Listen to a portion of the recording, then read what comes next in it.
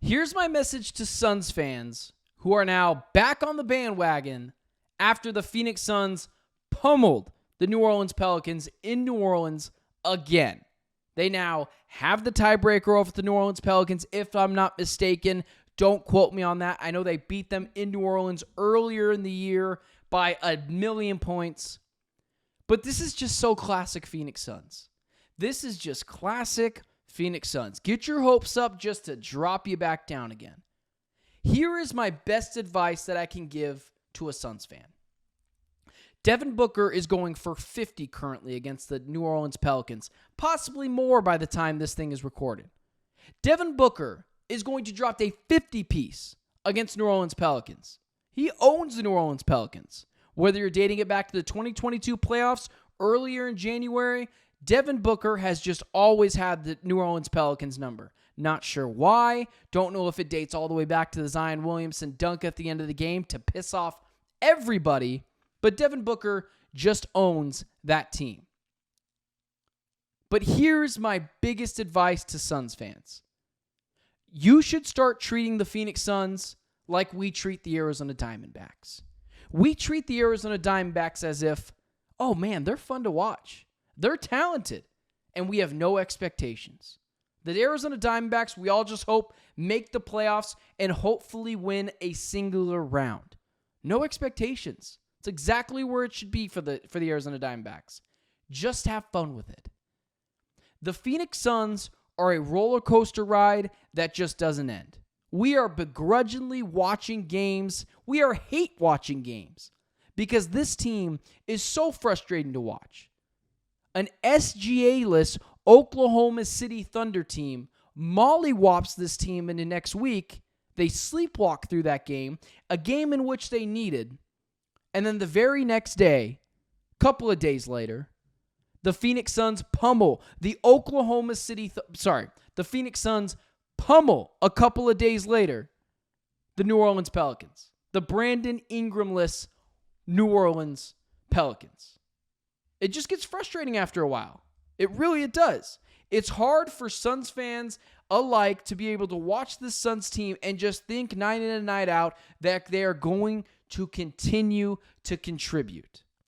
Trying to make sure Brandon Ingram wasn't on the floor tonight because I know he's been injured. Brandon Ingram, again, did not play tonight. Thought I did not see him on the court, but the OCD here is real. You like to make sure of things. But this Phoenix Suns team, my advice to Suns fans is don't fall back into the trap. Don't fall for it, Suns fans. Don't get right up on that horse and expect the good times to start rolling. Because this Suns team might very well, against the Cleveland Cavaliers, drop that game by 40. Because that's what this Suns team does. This Suns team is capable of huge, ginormous things. They can beat anyone on a night-in, night-out basis. Can they beat a team 4 times out of 7 in a span of 2 weeks? I'm not so sure they can. In fact, I would lean towards they can't. Because Devin Booker is dropping a 50-piece right now against New Orleans Pelicans, and still I'm left angry because where was this fire the other night against an SGA-less Oklahoma City Thunder team in which you needed that game to try to stay alive in the playoff race for the 6th seed? Don't fall for it, Suns fans. Don't fall for it. This team is infuriating. This team has so much to prove, but still it feels night in and night out that they don't think they do. There's too much redundancy in the offense, and even in which they had a monstrous lead, probably only going to win this game by 10, 12 points, in which they were up by 30, 25 points at one point. This Phoenix Suns team is infuriating, and I get it. I truly do. But you can't fall back into the trap. When it comes to the Phoenix Suns, you have to start treating them like we did DeAndre Ayton. That was great, DeAndre. Now do it again. That was great, Phoenix Suns. Now do it again. Show me that on a consistent night in and night out basis, you can play with that fire in your gut.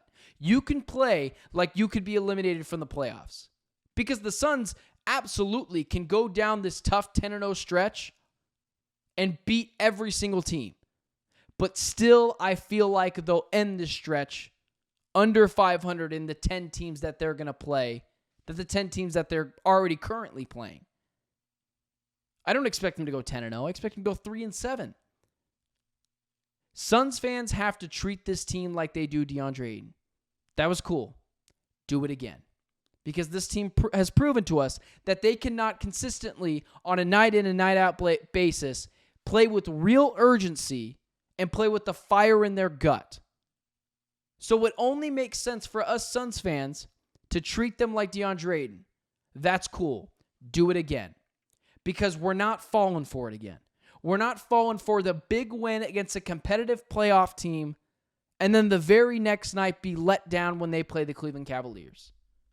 The Suns have to play with real fire in their gut, be willing defenders, and prove to us all that we're all wrong about this team.